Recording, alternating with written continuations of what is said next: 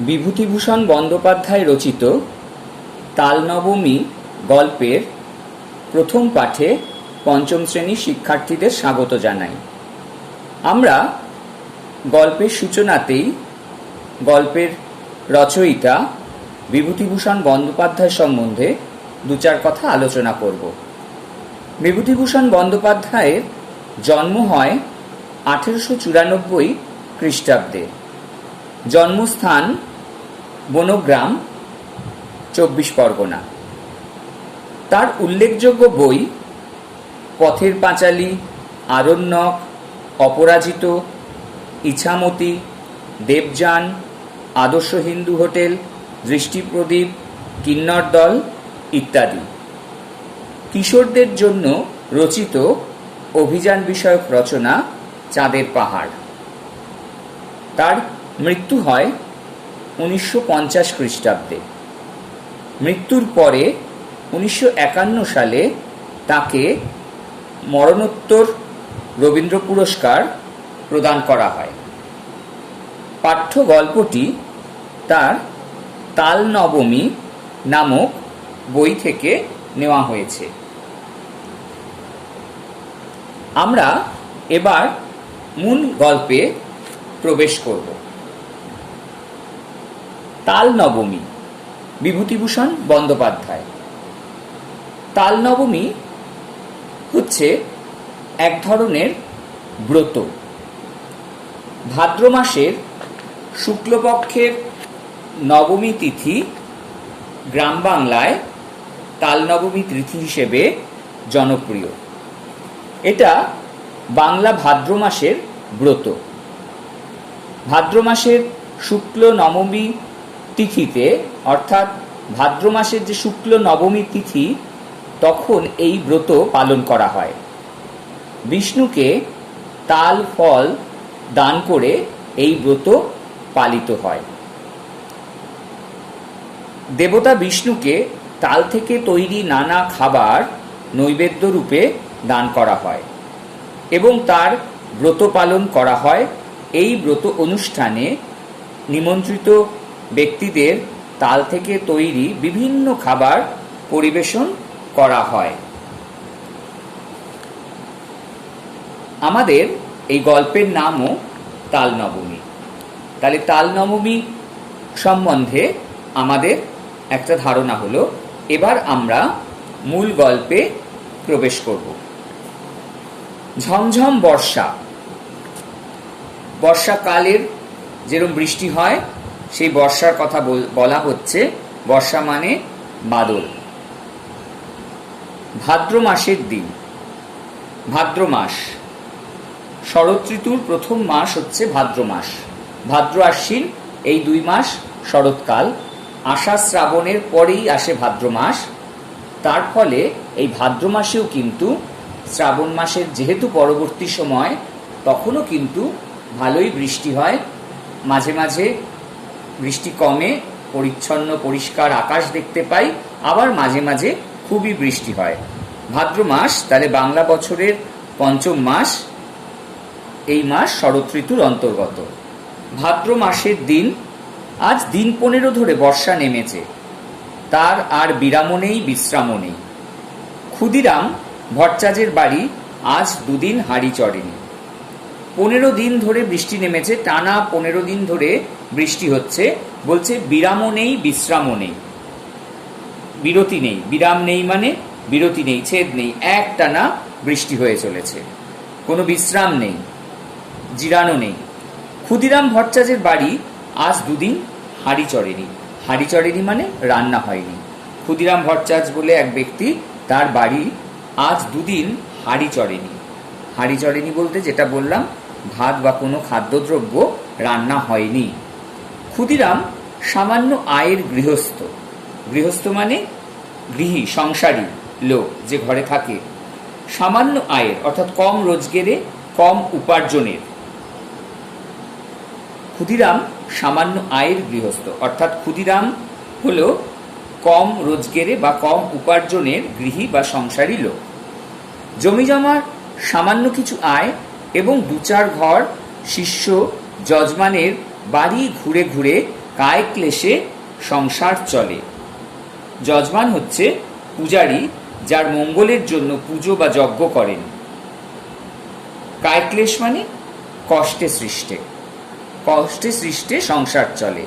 অর্থাৎ জমি জমার সামান্য কিছু আয় আছে ক্ষুদিরাম ভট্টাচার্যের, আর 2-4 ঘর শিষ্য যজমানের বাড়ি ঘুরে ঘুরে কায় ক্লেশে সংসার চলে। যজমান মানে বললাম যিনি যজ্ঞ করান, পুরোহিত যার মঙ্গলের জন্য পুজো করেন, অর্থাৎ পুরোহিত বলতে যা বোঝায় তাই।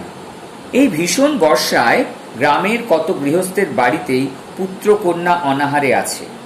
তাহলে এই ভীষণ বর্ষায়, অর্থাৎ এই ভয়ঙ্কর বর্ষায়, ভয়ানক বর্ষায় গ্রামের কত গৃহস্থের বাড়িতেই পুত্র কন্যা অনাহারে আছে। অনাহারে মানে উপোস করে, অনাহারে আছে, উপোস করে আছে, না খেয়ে আছে।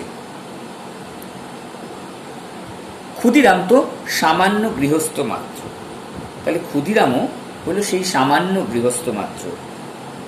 যজমান বাড়ি থেকে যে কটি ধান এসেছিল তা ফুরিয়ে গিয়েছে। তাহলে এই যজমান বাড়ি থেকে যে কটি ধান এসেছিল তা ফুরিয়ে গিয়েছে। পুজো করার ফলে এই পুরোহিত যে পায় পুজোর বাড়ি থেকে, সেই সামান্য কটি ধান এসেছিল ফুরিয়ে গিয়েছে। ভাদ্রের শেষে আউশ ধান চাষিদের ঘরে উঠলে তবে আবার কিছু ধান ঘরে আসবে, ছেলেপুলেরা দুবেলা পেট পুড়ে খেতে পারবে। তাহলে ভাদ্রের শেষে আউশ ধান, আউশ এক প্রকার ধান, বর্ষার শেষে পাকে এমন এক শ্রেণীর ধান আউশ ধান। তাহলে আউশ ধান অর্থাৎ এই বর্ষাকালে উৎপন্ন হয়, বর্ষার শেষে পাকে। বিভিন্ন ধান আছে, আউশ ধান, আমন ধান, এই আউশ ধানের কথা বলা হচ্ছে। ভাদ্রের শেষে আউশ ধান চাষিদের ঘরে উঠলে তবে আবার কিছু ধান ঘরে আসবে, ছেলেপুলেরা দুবেলা পেট পুড়ে খেতে পাবে। নেপাল ও গোপাল ক্ষুদিরামের 2 ছেলে। নেপালের বয়স 12, গোপালের 10। কদিন থেকে পেট ভরে না খেতে পেয়ে ওরা 2 ভাইয়ের সংসারের ওপর বিরক্ত হয়ে উঠেছে। কদিন ধরে খেতে পারছে না, একজনের 10 বছর, একজনের 12 বছর, ছোট ছোট 2 ছেলে, তারা খেতে না পেরে সংসারের ওপর তারা বিরক্ত হয়ে উঠেছে, তাদের আর ভালো লাগছে না, খুব কষ্ট হচ্ছে। নেপাল বললে, এই গোপলা খিদে পেয়েছে না তোর? নেপাল বলছে যে এই গোপলা খিদে পেয়েছে না তোর? গোপাল ছিপ চাচতে চাচতে বললে, হুঁ দাদা। ছিপ কি? বাঁশের কঞ্চি দিয়ে তৈরি মাছ ধরার যে লাঠি, সেটা চাচতে চাচতে, অর্থাৎ সেটা ছুরি টুরি কিছু দিয়ে চেঁচে তার শালগুলো তুলে সেটাকে মসৃণ তৈরি করছে। গোপাল ছিপ চাচতে চাচতে বললে, হুঁ দাদা, মানে ওরও খিদে পেয়েছে। মাকে গিয়ে বল, আমারও পেট চুই চুই করছে। বেশি খিদে পাবার ভাব প্রকাশক শব্দ চুই চুই।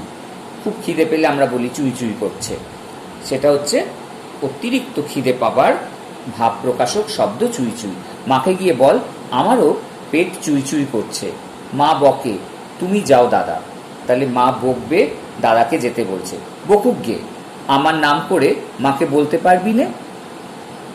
তাহলে বলছে যে বকুক, আমার নাম করে মাকে বলবি। এমন সময় পাড়ার শিবু বাড়ুজ্যের ছেলে চুনিকে আসতে দেখে নেপাল ডাকলে, ও চুনি, শুনে যা। এমন সময় ওখান দিয়ে পাড়ার শিবু বাড়ুজ্যের ছেলে চুনিকে আসতে দেখে নেপাল ডাকল, ও চুনি, শুনে যা। চুনি বয়সে নেপালের চেয়ে বড়, অবস্থাপন্ন গৃহস্থের ছেলে, বেশ চেহারা। অবস্থাপন্ন মানে ধনী বড়লোক, অবস্থাপন্ন।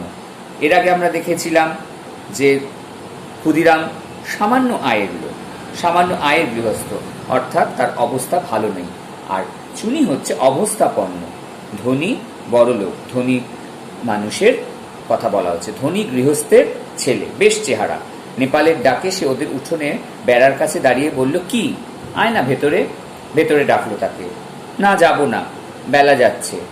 আমি জ্যোতি পিসিমাদের বাড়ি যাচ্ছি, মা সেখানে রয়েছে কি না ডাকতে যাচ্ছি। সে কোথায় যাচ্ছে? জ্যোতি পিসিমাদের বাড়িতে যাচ্ছে, মা সেখানে রয়েছে কি না তাই মাকে ডাকতে যাচ্ছে। কেন, তোর মা এখন সেখানে যে?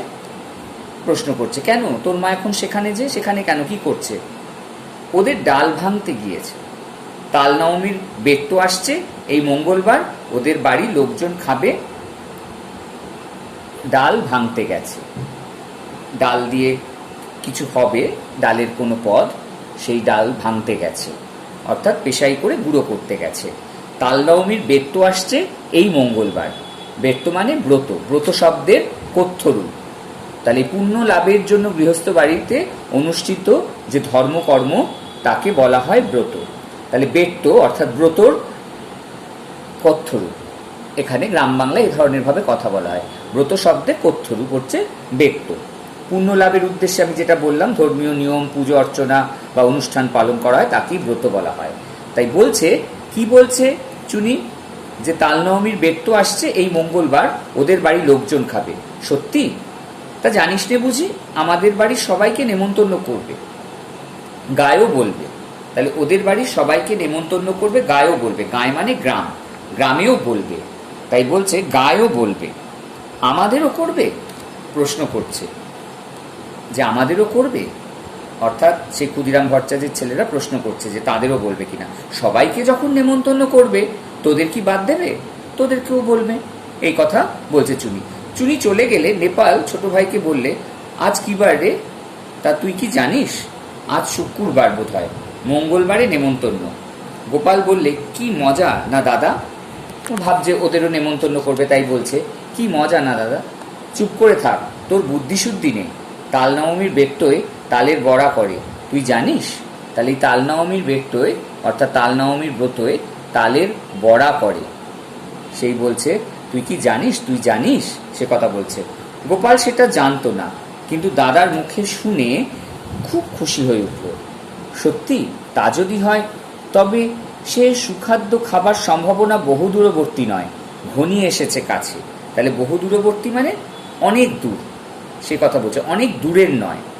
সুখাদ্য মানে ভালো খাবার, সেটা খাওয়ার বহু দূরবর্তী নয়, কারণ আজকে শুক্রবার, পরের মঙ্গলবার, শনি রবি সোম 3 দিন বাদে। সেই জন্যই বলছে যে বহু দূরবর্তী নয়, অনেক দূরের নয়, ঘনিয়ে এসেছে। ঘনিয়ে এসেছে মানে ঘন হয়ে এসেছে, কাছাকাছি জড়ো হয়েছে, এমন সময়টা এসে গেছে আর কি, সেটাই বলতে চাইছে। আজ কি বার সে জানে না, সামনের মঙ্গলবারে নিশ্চয়ই তার আর বেশি দেরি নেই। তাহলে সামনের মঙ্গলবার, তার আর বেশি দেরি নেই। দাদার সঙ্গে বাড়ি যাবার পথে পরে জটি পিসিমার বাড়ি। দাদার সঙ্গে বাড়ি যাবার পথে পরে জটি পিসিমার বাড়ি। নেপাল বললে, তুই দাঁড়া, ওদের বাড়ি ঢুকে দেখে আসি। ওদের বাড়ি তালের দরকার হবে, যদি তাল কেনে। তাহলে এই যে দাদার সঙ্গে বাড়ি যাবার পথে পরে জটি পিসিমার বাড়ি, এবং সেইখানে নেপাল বলল, তুই দাঁড়া, তাকে দাঁড় করিয়ে ওদের বাড়ি ঢুকে দেখে আসি। ওদের যদি তালের দরকার হয়, তাল যদি কেনে, ও তাল জোগাড় করে দেবে। এই গ্রামের মধ্যে তালের গাছ নেই, মাঠে প্রকাণ্ড তাল দিঘি। নেপাল সেখান থেকে তাল কুড়িয়ে এনে গায়ে বিক্রি করে। তাহলে মাঠে প্রকাণ্ড একটা তাল দিঘি আছে, নেপাল সেখান থেকে তাল কুড়িয়ে এনে গায়ে বিক্রি করে। গাঁ হচ্ছে গ্রাম, গ্রামে বিক্রি করে। জটি পিসিমা সামনেই দাঁড়িয়ে, তিনি গ্রামের নটবর মুখুজ্জের স্ত্রী, ভালো নাম হরিমতি। গ্রাম শুদ্ধ ছেলে মেয়ে তাকে ডাকে জটি পিসিমা। পিসিমা বললে, কিরে, তাল নেবে পিসিমা? হ্যাঁ, নেব বই কি, আমাদের তো দরকার হবে মঙ্গলবার। সে পিসিমার কাছে গিয়ে জিজ্ঞাসা করছে যে তাল নেবে পিসিমা? পিসিমা তার উত্তর দিচ্ছে, হ্যাঁ নেব বই কি, আমাদের তো দরকার হবে মঙ্গলবার, কারণ মঙ্গলবারই সেই অনুষ্ঠান, তাল নবমীর ব্রত, সেই জন্য তাদের তো তালের দরকার। তাই বলছে, হ্যাঁ আমাদের দরকার হবে মঙ্গলবার। ঠিক এই সময় দাদার পিছু পিছু গোপালও এসে দাঁড়িয়েছে। জটি পিসিমা বললেন, পেছনে কে ওরে গোপাল? তা সন্ধেবেলা দুই ভাইয়ে গিয়েছিলি কোথায়? নেপাল সলজ্জ মুখে বললে, মাছ ধরতে। মাছ ধরতে গেছিল সন্ধেবেলা দুই ভাই, সলজ্জ মুখে বললেন যে মাছ ধরতে গেছিল দুজনে মিলে। দুই ভাই সলজ্জ মুখে মানে লাজুক মুখে, লজ্জা লজ্জা ভাব নিয়ে। আর পিছু পিছু মানে পিছনে পিছনে, পিছু পিছু এসে দাঁড়ালো, পিছনে পিছনে এসে দাঁড়ালো। পেলি অর্থাৎ মাছ পেলি, পাওয়া গেল? ওই দুটো পুঁটি আর একটা ছোট বেলে। তাহলে যাই পিসিমা? আচ্ছা এসো গো বাবা, সন্ধে হয়ে গেল। তাহলে পিসিমা বলল, আচ্ছা এসো গে বাবা, সন্ধে হয়ে গেল। অন্ধকারে চলাফেরা করা ভালো নয় বর্ষাকালে।